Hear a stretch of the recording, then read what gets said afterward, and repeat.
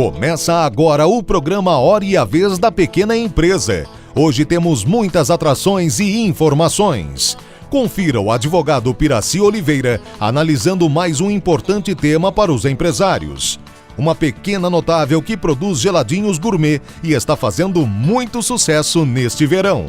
O advogado Marcos Tavares Leite fazendo importantes observações sobre a possibilidade de exclusão de empresas do Simples Nacional em 2019, além de dicas e curiosidades. E nesta semana o presidente do Simples, Joseph Cury, recebe o chefe do Departamento de Clientes e Relações Internacionais do BNDES, Tiago Peroba. Fique conosco.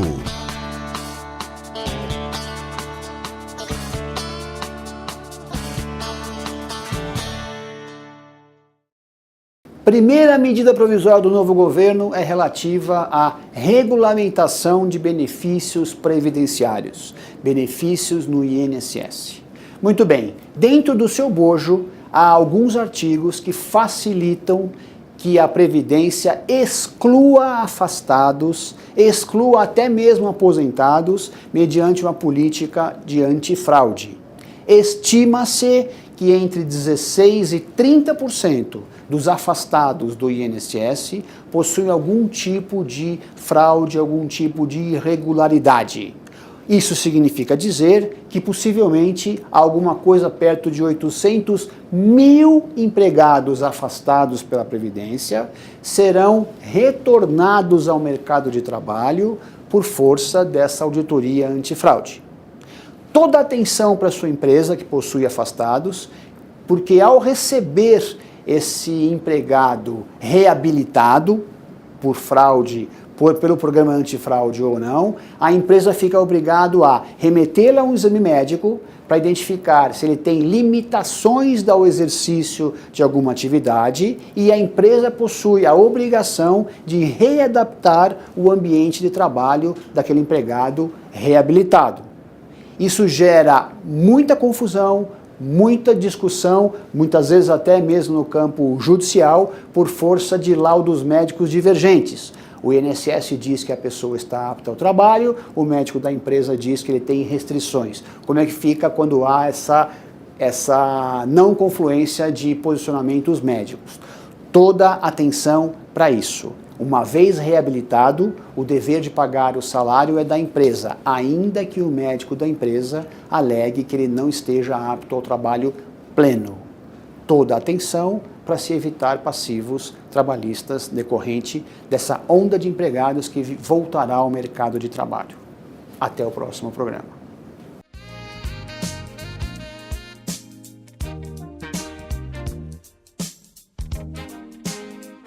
O Festival da Primavera, realizado todos os anos em comemoração ao Ano Novo Chinês, que é celebrado dia 16 de fevereiro, será realizado até amanhã, dia 10, na Praça da Liberdade, em São Paulo. O festival acontece no tradicional reduto da Comunidade Oriental e tem uma programação especial repleta de atrações culturais, como as danças do dragão e do leão, artes marciais, massagem, acupuntura, caligrafia e apresentações musicais. As tradicionais barracas de artesanato e comidas típicas também marcam presença na festa. Confira!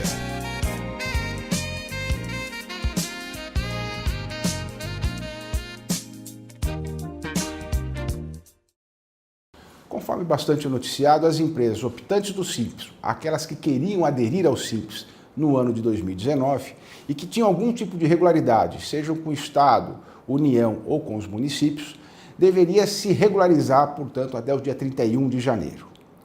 Quem não fez essa regularização nesse prazo estará fadada ao indeferimento do seu pedido de manutenção ou de adesão ao Simples Nacional. Todavia, o que nós temos é que, como a verificação é feita na União, Estado e nos municípios, muitas vezes essa comunicação ela se dá de forma atrasada ou de forma falha. Portanto, qualquer recurso pode ser feito dentro daquele ente municipal, estadual ou federal que gerou eventual indeferimento e ali será analisado. Essa análise hoje que vem sendo feita, aqueles que aderiram ao Simples Nacional, ela deve ser divulgada a partir do dia 12 de fevereiro no domicílio tributário eletrônico e, portanto, as micro e pequenas empresas que estão no Simples ou que pretendem aderir ao Simples deverão acompanhar a notificação dentro do domicílio tributário eletrônico ou mesmo no portal do Simples Nacional. Ali poderá fazer o acompanhamento da tramitação desse procedimento de adesão ou manutenção no Simples. O que acontece se, por exemplo, houver o indeferimento? Como nós já colocamos, pode ser que haja um indeferimento indevido por uma falta de comunicação entre os órgãos públicos. Assim, esse indeferimento poderá ser objeto de um recurso, devendo a empresa demonstrar a sua regularidade no dia 31 de janeiro, seja pelo pagamento, seja pelo parcelamento, não importa, mas que ela se regularizou no prazo legal, e esse recurso vai ser apresentado perante o ente que gerou o indeferimento. Portanto, se o problema era com o município, ela deve fazer o seu recurso junto ao município. Se Estado, relativo ao ICMS, por exemplo, junto à Fazenda do Estado. Ou, se é uma questão federal, perante a Receita Federal do Brasil. E sempre seguindo exatamente o procedimento definido por cada ente federativo. Portanto, muita atenção. Acompanhe esse processo onde há solicitação de adesão ao Simples Nacional ou mesmo para se manter no Simples Nacional. 45 dias depois, do dia 12 de fevereiro, será considerado como feita efetivamente a notificação e, portanto, estará consolidado eventual indeferimento. O SIMP assim está trabalhando e vamos manter a orientação ao empresário da micro e pequena empresa para que se mantenha formal.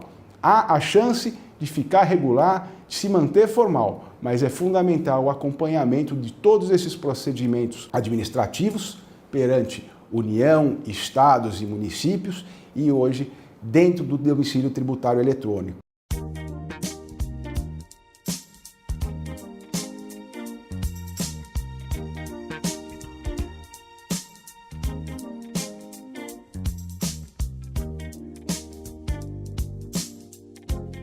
O telefone foi criado pelo cientista norte-americano de origem escocesa, Alexander Graham Bell. Foi ele quem registrou a primeira patente de invenção em março de 1876, horas antes de outro estudioso, Elisha Gray. O registro deu início a uma das mais longas batalhas judiciais por patentes da história. A primeira linha telefônica instalada no Brasil foi concretizada por ordem do imperador Dom Pedro II em 1877.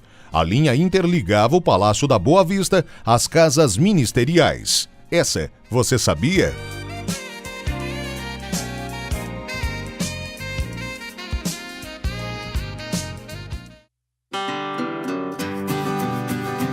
A pequena notável desta semana é uma empresa do ramo alimentício que existe há mais de 20 anos. Em meados de 2017, eles expandiram e colocaram em prática a ideia de investir na produção em escala de geladinhos gourmet. Numa viagem ao Nordeste, a gente pôde observar um ambulante vendendo um produto que tinha muita procura, as crianças, os adultos, todo mundo procurando, né? Que era o din-din, o sacolé. Isso nos levou a ficar interessados em trazer esse produto aqui para São Paulo. Na fábrica nós temos um engenheiro de alimentos que deu seguimento, né, na pesquisa para a produção do produto, numa linha gourmet, onde a gente pudesse atender a todas as pessoas que gostam do produto. Desenvolvemos os produtos aqui na fábrica e hoje a gente atua no segmento de food bikes. O geladinho gourmet, no Nordeste principalmente, e em alguns setores aqui em São Paulo que eu já observei, ele é feito de uma forma artesanal e um saquinho amarrado, né? Aquilo é um produto sem identificação, sem origem, sem uma ficha técnica, né? Então a gente transformou o produto num sorvete comercial. Ele tem todas as características de um sorvete picolé, só que as informações nutricionais, a embalagem selada, as informações da empresa que o produz, isso torna ele um diferencial no mercado. O nosso produto ele é fabricado com matéria-prima de primeira qualidade. A gente usa leite e não água, tá? E não usamos gordura hidrogenada, isso é uma coisa muito importante, porque é muito mais saudável.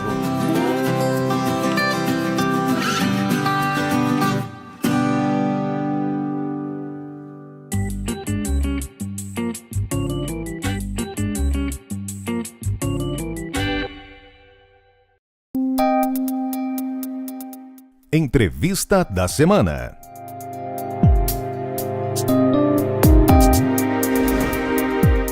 Nosso convidado de hoje é o Dr. Tiago Peroba.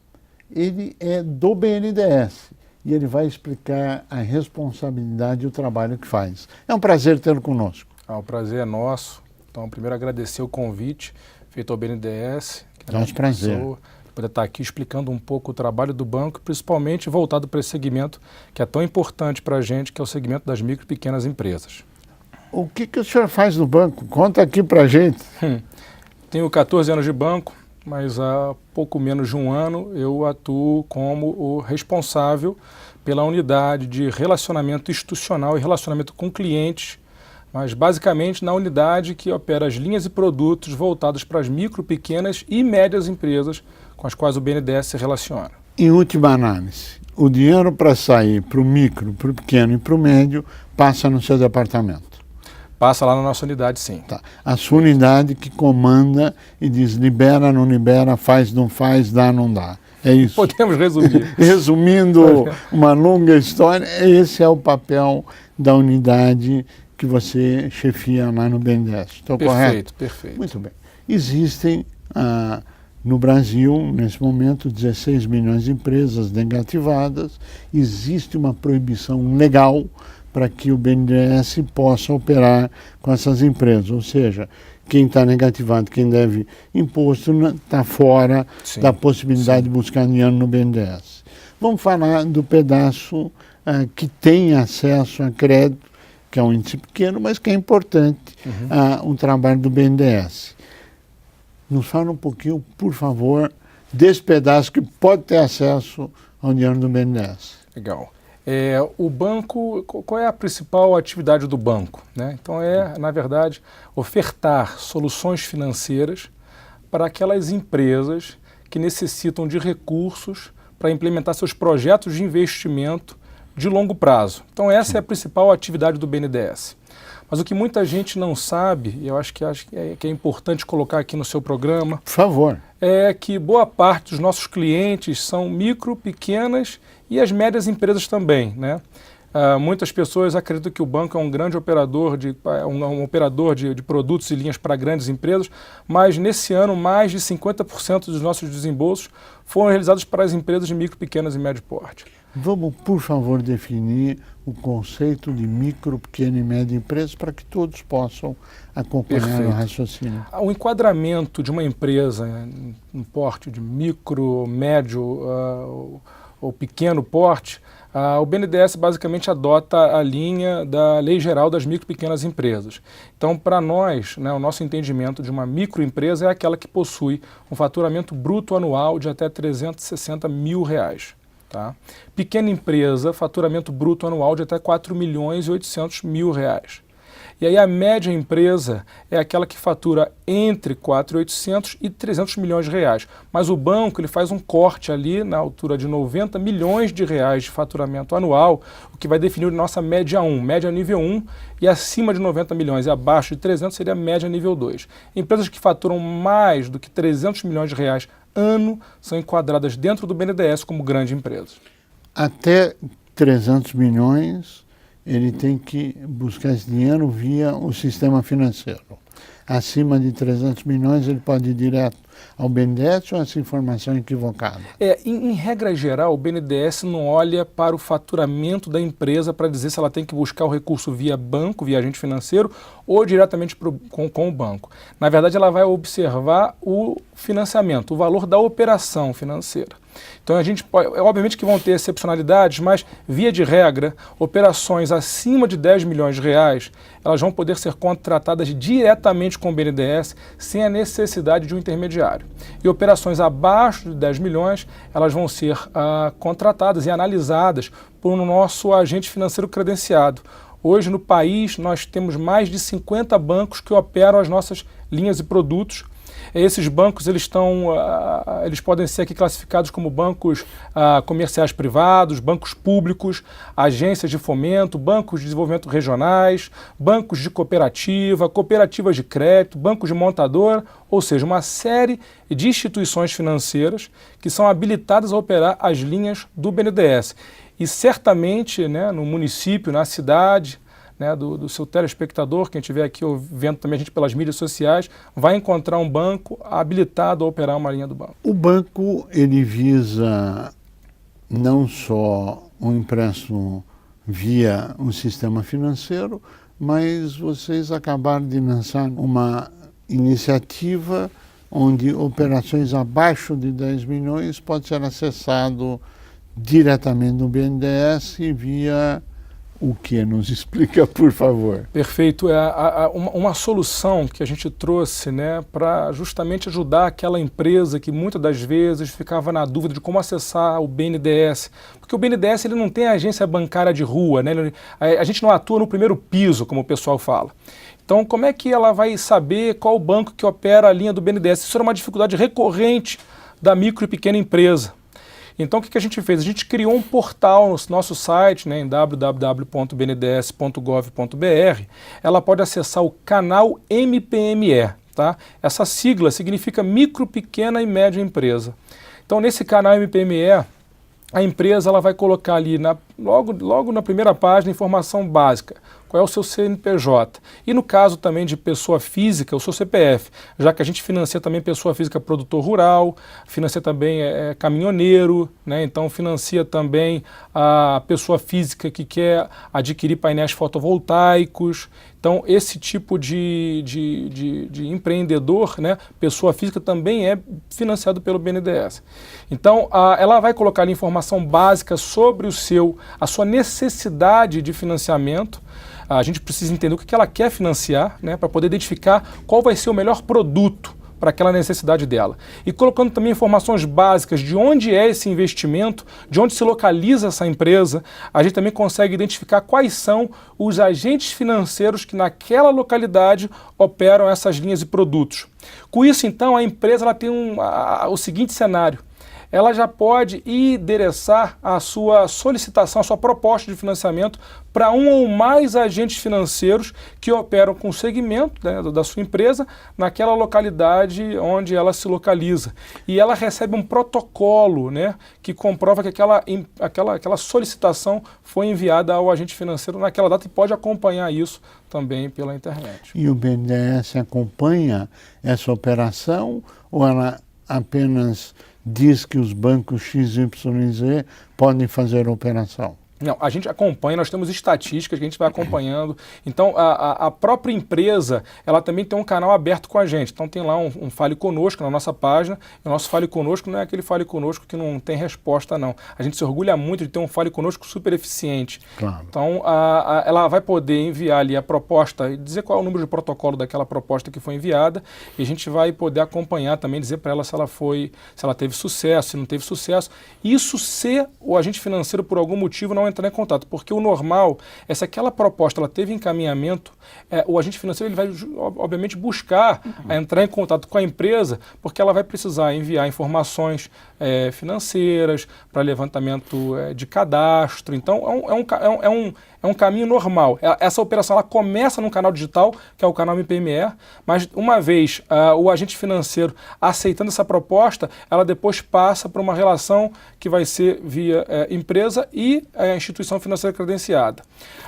Esse sistema está em teste nesse momento há um ano. Na verdade, esse sistema ele já está em operação. É que o BNDES, na verdade, a gente diz que é o seguinte, ele está em futuro, sempre em progressão, né? Sempre em melhoramento. A gente acredita que vai ter, sim, uma solução. A gente está há um ano observando ele, entendendo se teve problema, o que teve de acerto, para aí sim a gente fazer um grande lançamento desse produto no próximo ano. Os tempos estão mudando, a modernidade está aí e as palavras fintech passam a ocupar um espaço especial no mundo, não só financeiro, mas no mundo de uma forma geral. Qual a visão do BNDES em relação às fintechs? As fintechs elas chegaram para ficar, né? Sim, sem dúvida. Não sei se todo mundo aqui está familiarizado com esse termo, né? O FIM de financeiro, tecnologia. Então são empresas de tecnologia que na verdade atuam em nichos, levando soluções financeiras no mercado, né? Então, o BNDES entende que a gente pode trabalhar em cooperação com essas fintechs. A gente, inclusive, teve agora recentemente um prêmio, né, um prêmio BNDES, que a gente recebeu aqui a proposta, né, e conheceu mais de 40 fintechs para poder justamente identificar quem eram as melhores fintechs, né, a gente premiou as 3 melhores, de acordo com a avaliação de um júri. E a gente entende que essas fintechs elas podem contribuir em 4 grandes vertentes para dentro do banco. Quais são? Uma, capacitação financeira, educação financeira, gestão. Então, esse é um braço importantíssimo que hoje a micro e pequena empresa necessita demais. Então, é o que a gente chama de solução, né? Então, essa solução não é apenas a linha de crédito, mas também levar para ela gestão, conhecimento financeiro. A gente sabe que muitas empresas, elas têm dificuldade de como apresentar da melhor forma o seu fluxo financeiro para o banco. Como é a melhor forma de você gerenciar o seu negócio para que você não confunda o patrimônio da empresa com o patrimônio do sócio. Então, são questões que são importantes e que a gente justamente entende que tem que ser levada para o nosso cliente juntamente com a solução de crédito. A outra vertente? As outras vertentes são a parte de credit scoring, que seria a avaliação de risco, né? As fintechs têm vão ter um papel importante para ajudar o banco também nessa avaliação de risco. A outra seria o leilão reverso, que seria nada mais, nada menos do que a gente colocar a operação, né, daquela empresa para que diferentes bancos possam aqui brigar no bom sentido, né, por aquela operação com as melhores condições financeiras. Seria um leilão, só que reverso. E o outro seria o matching, onde a gente entende quem é esse cliente e busca qual é a melhor instituição financeira para aquela necessidade daquele cliente, fazendo um matching entre cliente e instituição financeira. Essa é a tendência do banco daqui para frente. Isso está no nosso pipeline, né, a nossa intenção. Não é uma realidade ainda hoje, mas a gente está trabalhando para que isso seja implementado no futuro. Na sua visão, o BNDES é o caminho de crédito para micro, pequena e média empresa hoje e no futuro, ou esse cenário deve mudar? Curi, hoje o banco financia 96% de todas as operações do BNDES são para as micro, pequenas e médias empresas, que é uma estatística que muitas pessoas não conhecem. O banco, ele, sem dúvida alguma, quando a gente fala em investimento de longo prazo, é a solução mais adequada de mercado. O banco também tem soluções para capital de giro, né? Soluções aqui para aquisição de máquinas e equipamentos, ou seja, é uma realidade a atuação do banco com as micro, pequenas e médias empresas e, sem dúvida alguma, é algo que a gente quer cada vez mais alavancar dentro da nossa instituição. Nós chegamos ao final do nosso tempo, eu pediria as suas considerações finais. Bem, o que eu queria aqui mais uma vez ratificar o banco ele está, obviamente, aberto aqui a dialogar com a sociedade, a entender. A gente cada vez mais quer entender os problemas do nosso empresário. É o que a gente fala de conhecer a jornada do nosso cliente. Então a gente entende que cada vez mais a gente vai buscar a olhar não para o produto, mas para o cliente, tentando entender o seguinte: quais são os problemas deles e quais são as melhores soluções que eu posso entregar para esse cliente, sejam elas financeiras ou não. Tiago Peroma, nós queremos agradecer muito a sua participação, os esclarecimentos dados. Espero no futuro próximo poder trazê-lo aqui, parabenizá-lo e dizer, olha, realmente não são mais 96%, são 100% das operações. Não que a gente não queira que os outros tenham crédito, mas é fundamental o acesso a crédito para micro e pequenas, aliás, para todas as empresas, mas especialmente na micro e pequena. A você que esteve conosco, o nosso mais profundo agradecimento, com a certeza que estaremos juntos na semana que vem. Até lá!